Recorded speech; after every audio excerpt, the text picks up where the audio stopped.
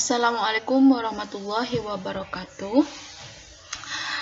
Pada kesempatan kali ini dan di video kali ini, Bunda akan membahas tentang hakikat perkembangan motorik anak usia dini.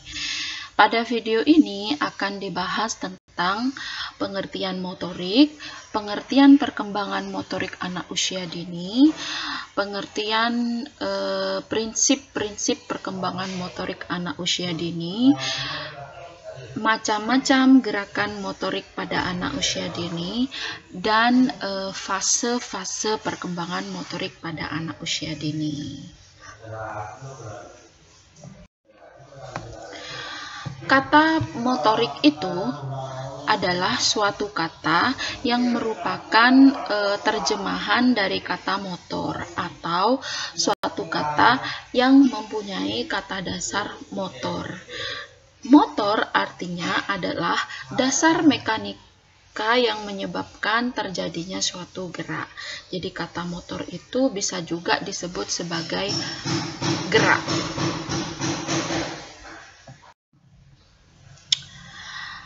Bisa dijadikan catatan oleh Anda semua bahwa gerak atau movement atau motor tadi yang merupakan kata dasar motorik itu adalah suatu aktivitas yang didasari oleh proses motorik. Proses motorik ini melibatkan sebuah sistem pola gerakan yang terkoordinasi, terdiri dari otak, saraf, otot, dan rangka atau tulang manusia. Jadi kelima hal tersebut atau keempat hal tersebut akan bekerja sama untuk melakukan proses mental dan juga proses fisik yang sangat kompleks sehingga terjadilah apa yang disebut gerak. Jadi berawal dari aktivitas otak ya, yang kemudian dialirkan. Jadi otak itu memerintahkan saraf ya untuk melakukan gerakan. Saraf akan meneruskan perintah kepada sistem otot pada manusia. Sistem otot akan meneruskan perintah kepada rangka atau tulang-tulang manusia sehingga kita bisa bergerak. Jadi ketika kita melakukan gerakan atau anak melakukan gerakan berlari ataupun menendang bola, maka awalnya kegiatan menendang bola itu diawali dari perintah kognitif atau kegiatan mental atau kegiatan kognitif dari otak. Sehingga kegiatan kognitif tersebut diteruskan ke sistem saraf. Nah, sistem saraf akan meneruskan ke otot dan rangka sehingga anak tersebut mampu melakukan gerakan menendang bola ataupun mengambil sesuatu. Catatan yang kedua, apabila salah satu unsur mengalami gangguan, maka gerak yang dialami oleh anak itu akan terganggu juga. Ya. Jadi apabila anak itu mengalami gangguan pada otak, maka sistem saraf, otot, dan rangkanya akan terganggu. Nah, apabila anak itu mengalami gangguan saraf, maka gerakannya juga terganggu. Jadi di antara empat hal tersebut harus dalam kondisi stabil dan normal. Gerakan yang dilakukan oleh anak secara sadar dipengaruhi oleh stimulus dari lingkungannya. Jadi ada informasi verbal atau lisan yang diucapkan oleh seseorang, kemudian bisa juga karena dia secara visual melihat gambar atau melihat suatu adegan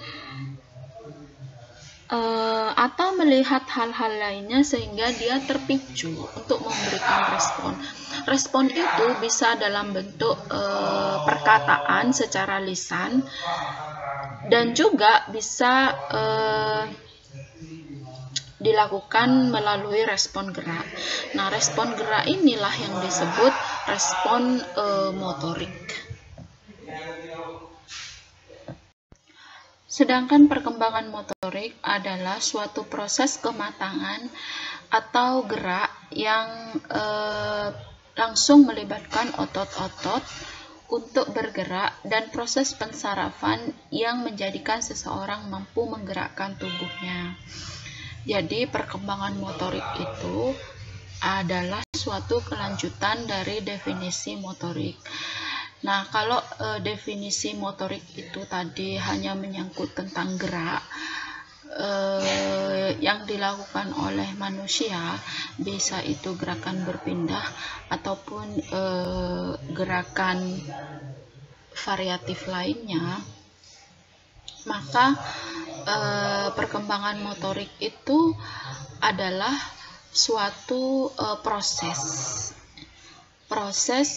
melakukan kegiatan bergerak yang merupakan hasil dari koordinasi antara otak, otot, saraf, dan rangka manusia. Jadi gini ya, ini yang membedakan antara pengertian motorik dan perkembangan motorik itu sendiri. Jadi kalau perkembangan motorik itu adalah suatu gerakan berpindah atau gerakan variatif yang dilakukan oleh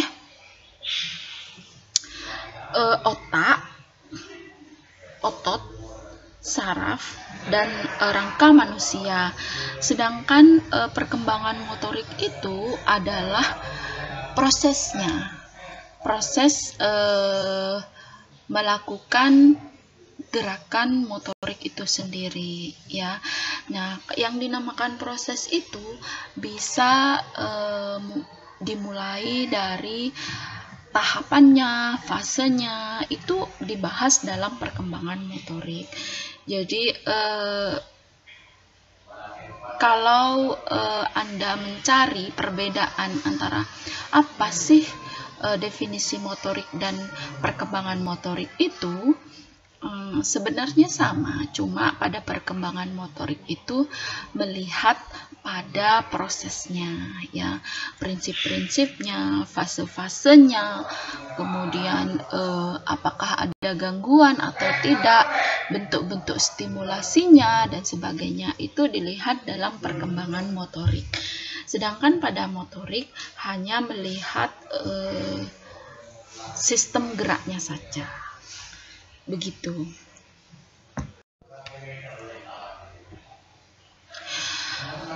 Perkembangan motorik merupakan perubahan keterampilan motorik dari lahir sampai umur 5 tahun yang melibatkan berbagai aspek perilaku dan keterampilan motorik. Ya, jadi pada perkembangan motorik itu perilaku motoriknya itu dilihat dan dinilai prosesnya, mulai ketika manusia itu ada pada kandungan, dilahirkan, dan sampai akhir hayatnya. Nah, pantauan proses gerakan motorik itu disebut perkembangan motorik, ya. Dalam perkembangan motorik, apa saja hal yang dilihat dalam perkembangan motorik? Yang dilihat adalah kemampuan gerak esensial dan kemampuan gerakan keterampilan. Apa ini maksud dengan gerakan esensial? Gerakan esensial adalah gerakan yang bisa terlihat pada manusia. Jadi misalnya gerakan berjalan, gerakan berlari, gerakan memukul bola, gerakan melompat, itu adalah gerakan esensial, gerakan dasar. Sedangkan gerakan keterampilan adalah modifikasi dari gerakan esensial itu sendiri. Contoh, pada gerakan esensial berjalan, ada gerakan keterampilan yaitu berjalan pelan, berjalan cepat, berjalan lurus, berjalan zigzag, berjalan melompat. Nah, itu adalah gerakan keterampilan. Nah, pada gerakan esensial memukul itu ada gerakan keterampilan, yaitu gerakan memukul pelan, memukul keras, memukul lurus, memukul akurasi atau tepat sasaran. Itu adalah gerakan keterampilan. Jadi gerakan esensial adalah gerakan dasar yang dilakukan oleh manusia, sedangkan gerakan keterampilan adalah modifikasi atau variasi dari gerakan esensial yang dilakukan oleh manusia. Adapun prinsip-prinsip perkembangan motorik pada manusia atau anak usia dini itu hakikatnya ada 5. Meskipun beda sumber nanti akan berbeda redaksi, namun pada prinsipnya atau pada kesimpulannya, hal-hal atau poin-poin penting yang tidak boleh dilanggar dan harus dipertimbangkan dalam prinsip-prinsip perkembangan motorik itu adalah sebagai berikut. 1. Kematangan motorik. 2. Urutan pada perkembangan motorik. Yang ketiga, motivasi perkembangan motorik. Dan yang keempat adalah pengalaman perkembangan motorik. Kelima adalah praktik perkembangan motorik. Adapun mengenai 5 hal ini akan dibahas satu persatu pada slide berikutnya. Prinsip yang pertama adalah kematangan saraf. Kematangan saraf yang dimaksud di sini maksudnya adalah kematangan sistem saraf. Nah, sistem saraf itu tentu saja dipengaruhi oleh perkembangan otak. Nah, jika perkembangan otaknya bagus, maka sistem sarafnya itu juga akan bagus. Nah, sehingga otak akan memerintah kepada saraf dengan baik. Ketika saraf bekerja dengan baik, dia akan melanjutkan perintah ke otot. Otot akan melanjutkan perintah ke rangka tubuh anak usia dini. Jadi, hal yang harus normal terlebih dahulu adalah otak dari anak tersebut. Nah, di dalam otak itu kognisi dari anak itu akan menentukan kematangan sistem saraf pada anak tersebut. Nah, otak anak itu berkembang dari usia janin, nah, sampai pada usia puber. Begitupun saraf pada manusia akan terjadi seiring dengan perkembangan otak. Semakin bagus otaknya, maka semakin bagus juga sistem sarafnya. Nah, apabila sistem saraf pada otak manusia itu bagus, maka dia akan memerintah otot dengan cepat dan dengan baik pula, sehingga anak bisa menggerakkan rangka atau tulang-tulangnya untuk melakukan gerakan. Jadi kemampuan anak dalam melakukan gerakan motorik sangat ditentukan oleh kematangan saraf yang mengatur gerakan tersebut.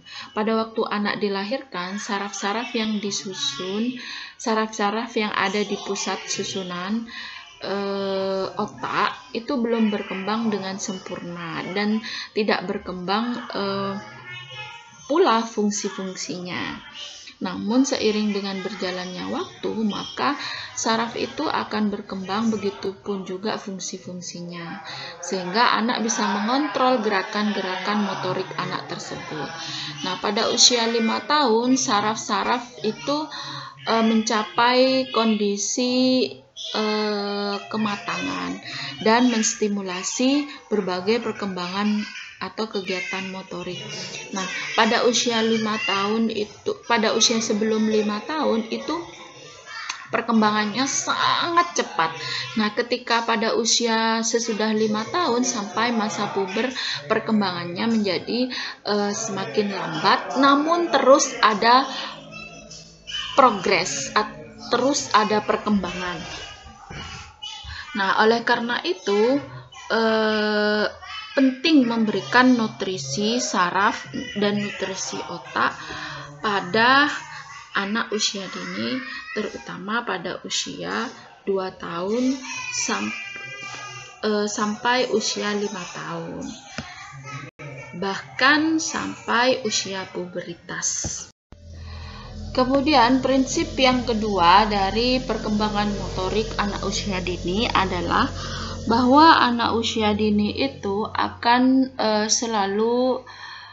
perkembangannya itu akan selalu mengikuti urutan. Urutan yang pertama, urutan di sini bisa juga disebut berkesinambungan ya, bertahap, dan urutan ini bersifat umum, artinya urutan ini akan terjadi pada semua anak yang normal. Jadi perkembangan semua anak yang normal di seluruh dunia ini akan sama, berurut ya. Jadi tambah tinggi, tambah lebar, itu akan sama. Jadi dari otak dulu, kemudian sistem saraf, kemudian otot-ototnya, kemudian tulang-tulangnya semakin panjang. Nah, seperti itu, sama urutannya dalam jangka waktu yang relatif sama. Nah, urutan yang pertama disebut pembedaan yang mencakup perkembangan secara perlahan dari gerakan motorik kasar yang belum terarah ke gerakan yang lebih terarah sesuai dengan fungsi gerakan motorik. Jadi, pertama yang bisa dilakukan oleh anak itu adalah gerakan motorik kasar atau bisa disebut sebagai gerakan motorik esensial, seperti yang dijelaskan pada slide sebelumnya. Nah, namun gerakan esensial atau gerakan motorik kasar yang dilakukan oleh manusia, oleh anak tersebut tidak terarah ya, tidak terarah. Jadi meskipun dia bisa berlari, bisa memukul, bisa melompat, tapi lompatannya itu tidak akurat dan tidak variatif. Nah, kemudian urutan yang kedua itu adalah keterpaduan antara kemampuan menggabungkan gerakan motorik yang berlawanan dalam koordinasi yang baik, seperti berlari, berhenti, melempar, menangkap, maju, dan mundur. Nah, ketika dia sudah bisa gerakan esensial yaitu berlari, maka gerakan berikutnya adalah dia mampu mengkontrol gerakan berlarinya.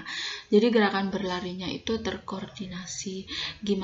Bagaimana dia melakukan gerakan cepat, kapan dia harus melakukan gerakan berlari lambat, kapan dia harus berhenti, dan kapan dia harus berlari lagi, kapan dia harus berlari menghindari batu. Nah, itu adalah gerakan yang terjadi setelah gerakan esensial atau motorik kasar yang pertama. Jadi begitu, gerakan itu akan berurut terjadi dari yang dasar ke gerakan keterampilan, dari gerakan yang gerakan awal pertama sampai ke gerakan koordinasi dengan cara mengukur akurasi, mengkoordinasikan antara otot-otot besar dan otot kecil, itu akan terjadi kemudian. Jadi urutannya tidak akan terbalik ya, pasti sama pada semua anak di seluruh dunia. Gerakan urutan yang lain adalah bahwa gerakan perkembangan motorik itu akan selalu mengikuti hukum perkembangan motorik ya. Apa saja hukum gerakan motorik itu? Yang pertama adalah cephalocaudal. Pada hukum cephalocaudal ini, hukum ini berpendapat bahwa perkembangan motorik pada anak usia dini akan menyebar ke seluruh tubuh dari mulai kepala, ke kaki. Maksudnya bahwa kemajuan dalam struktur dan fungsi pertama-tama terjadi di bagian kepala, kemudian berlanjut ke bagian badan, dan akhirnya ke bagian kaki. Nah, urutan ini akan terjadi pada seluruh anak di seluruh dunia, bahwa ketika terjadi proses penciptaan janin pada manusia, maka yang tercipta terlebih dahulu adalah sel otak pada anak. Nah, sel otak itu akan berkembang menjadi susunan otak yang sempurna. Oleh karena itu, kalau Anda lihat janin pada awalnya itu paling besar itu adalah kepala terlebih dahulu, seperti kecebong, karena pembentukan kepala ini harus normal terlebih dahulu, dimulai dari pertumbuhan otak dan perkembangan sarafnya. Nah, setelah itu terbentuklah pertumbuhan badan. Kaki belum terbentuk ya, badan, ada tangan, semakin panjang, semakin lengkap badannya, kemudian kepala semakin sempurna, jadi ada biji mata terlebih dahulu, kemudian hidung mulai tumbuh, telinga mulai tumbuh, kemudian badan mulai tumbuh tangan, kemudian sampai akhirnya tumbuhlah kaki. Nah, pertumbuhan semacam ini harus sempurna. Jika tidak sempurna, maka dia tidak mengikuti hukum sefalokaudal, berarti ada kelainan sistem tabung saraf pada anak tersebut. Ya, sehingga hukum sefalokaudal tidak berlaku kepadanya. Nah, hukum yang kedua adalah hukum proksimodistal. Pada hukum proksimodistal ini, perkembangan bergerak pada anak itu akan dimulai dari yang dekat ke yang jauh keluar, dari sumbu pusat tubuh menuju ke ujung-ujungnya. Sebagai contoh, terlihat pada perkembangan janin yang diawali dengan perkembangan kepala, itu bergerak keluar, kemudian badan secara bertahap, lengan semakin memanjang keluar, perkembangan menjadi tangan dan jari-jari terus keluar secara fungsional. Sebelum bayi dapat mengendalikan pergerakan jari-jarinya, terlebih dahulu dia harus dapat menggunakan tangannya sebagai suatu unit. Nah, kok hampir sama, Bu, antara sefalokaudal dengan proksimodistal? Nah, sefalokaudal itu adalah perkembangan struktur tubuh manusia yang dimulai dari kepala, badan, dan kaki. Sedangkan proksimodistal adalah perkembangan tubuh manusia berdasarkan jaraknya dari satu titik tertentu. Jadi dari satu titik tertentu, yaitu kepala, bergerak menjauh, semakin memanjang. Begitupun tubuh bergerak menjauh, semakin memanjang, diikuti dengan perkembangan tangan, jari-jari semakin memanjang, kaki juga semakin memanjang. Nah, gerakan memanjang menjauhi sumbunya itu disebut proksimodistal. Nah, apabila ada anak yang tidak sempurna pertumbuhan tangannya, pertumbuhan kakinya, berarti anak tersebut tidak memiliki hukum proksimodistal, dikarenakan karena perkembangan tabung sarafnya yang tidak sempurna, ya.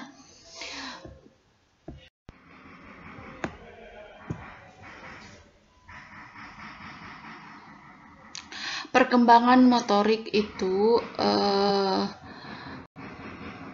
prinsipnya adalah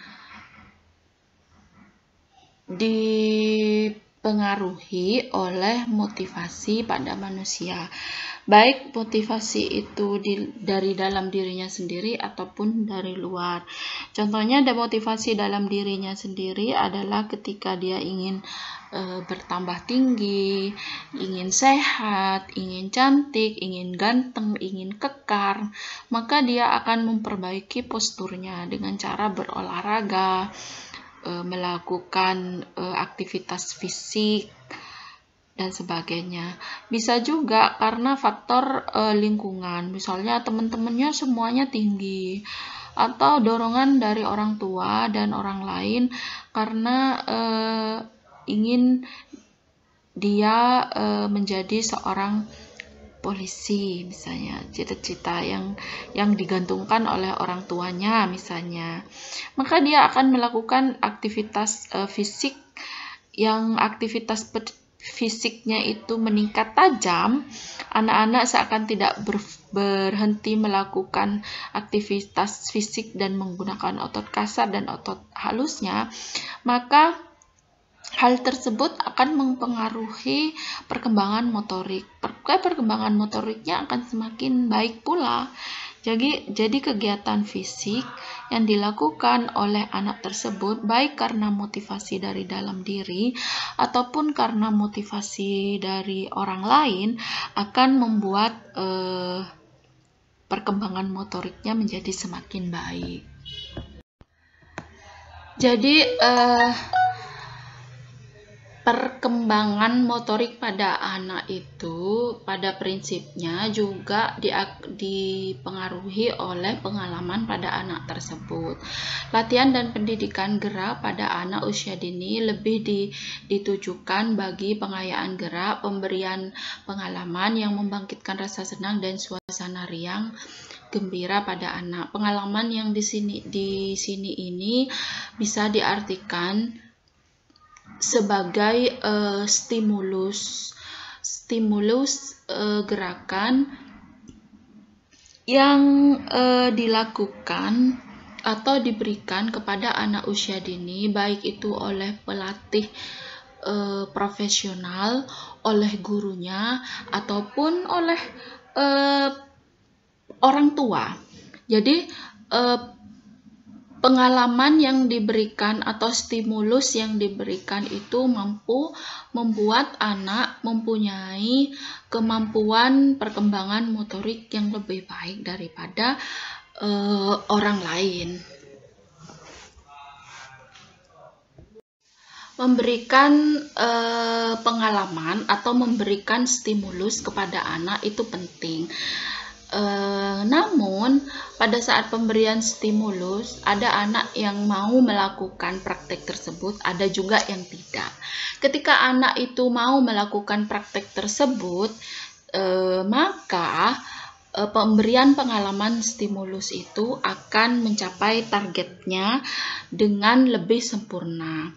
Jadi praktek-praktek yang diberikan yang harus dilakukan oleh anak usia dini adalah 1. Ekspresi melalui gerakan. Jadi ketika dia disuruh melakukan atau diberi stimulus oleh gurunya, maka dia harus melakukan gerakan tersebut dengan ekspresif. Bermain sebagai bagian, melakukan kegiatan tersebut dalam kegiatan bermain. Melakukan kegiatan dalam bentuk drama, melakukan kegiatan dalam bentuk irama, banyak latihan motorik kasar maupun motorik halus. Jadi praktek-praktek ini akan membuat anak tersebut menjadi lebih bagus perkembangan motoriknya. Bentuk-bentuk perkembangan bentuk-bentuk gerakan motorik pada anak itu dibagi menjadi 3 atau diklasifikasikan menjadi 3. Yang pertama adalah berdasarkan ukuran otot. Berdasarkan ukuran otot, besarnya tenaga, dan luasnya ruangan.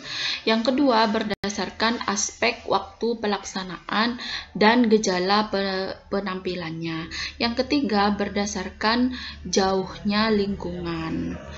Nah, mengenai hal-hal tersebut akan dibahas pada slide berikutnya. Berdasarkan ukuran otot, besarnya tenaga, dan luasnya ruangan, gerakan itu dibagi menjadi dua, yaitu gerakan kasar dan halus. Gerakan kasar adalah gerakan yang melibatkan otot-otot kasar. Kebanyakan keterampilan gerakan cabang olahraga dikelompokkan ke dalam gerakan kasar seperti kegiatan berlari, melempar, menendang bola, dan gerakan halus adalah gerakan dari bagian-bagian tubuh tertentu secara cepat seperti menulis, menyulam, dan mengetik. Berdasarkan aspek waktu pelaksanaan dan gejala keterampilan, maka gerakan tersebut dibagi menjadi tiga, yaitu gerakan diskrit, gerakan serial, dan gerakan kontinus. Gerakan diskrit adalah gerakan yang dikenal saat mulai dan berakhirnya. Contoh gerakan melempar, menendang bola, dan memukul bola. Jadi gerakan itu dilakukan, bisa disebut juga gerakan dasar. Jadi gerakan itu dilakukan secara terus-menerus dari awal sampai akhir ya. Jadi maksudnya begini loh, gerakan diskrit itu adalah gerakan yang dilakukan satu kali. Jadi dia melempar, kemudian menendang bola, berhenti, dan tidak dilakukan berulang-ulang, hanya satu kali melempar, kemudian dia berhenti, menendang, kemudian dia berhenti, memukul, kemudian berhenti. Dan kegiatan itu dari awal dan akhir, kegiatan satu kali itu hanya satu kali itu, makanya dia disebut gerakan awal dan gerakan akhir gitu. Sedangkan gerakan serial adalah suatu gerakan yang melibatkan performance dari gerakan-gerakan diskrit beberapa waktu dengan waktu yang cepat dan berhasil. Lompatan yang dilakukan berurut-urut secara berirama. Jadi gerakan serial itu adalah gerakan diskrit yang dilakukan berulang-ulang dengan cara yang cepat. Contoh melempar bola, dia lempar terus gitu. Jadilah kegiatan dribbling. Menendang bola dia lakukan berulang-ulang, jadilah kegiatan dribbling bola gitu. Jadi gitu ya. Jadi kegiatan diskrit itu, gerakan diskrit itu adalah gerakan satu kali dilakukan. Makanya dia disebut gerakan awal dan juga gerakan akhir. Sedangkan gerakan serial adalah gerakan diskrit yang dilakukan secara cepat dan berulang-ulang. Kemudian gerakan yang ketiga adalah gerakan kontinus. Gerakan kontinus adalah kegiatan yang dilakukan secara berulang-ulang pada satu permainan. Contoh, saat kita bersepeda itu ada gerakan diskrit yang dilakukan berulang-ulang sampai jangka waktu tertentu dalam satu periode, yaitu bersepeda. Dan gerakan pada saat bermain voli itu kan ada banyak kegiatan yang dilakukan berulang-ulang dalam satu permainan, yaitu permainan voli. Jadi suatu gerakan yang dilakukan berulang-ulang dalam satu periode permainan itu disebut gerakan kontinus. Jadi gerakan diskrit adalah gerakan dasar yang dilakukan dan hanya satu kali dan satu macam dalam satu waktu. Gerakan serial adalah gerakan diskrit yang dilakukan berulang-ulang. Sedangkan gerakan kontinus adalah gerakan diskrit yang dilakukan berulang-ulang dalam satu fase permainan.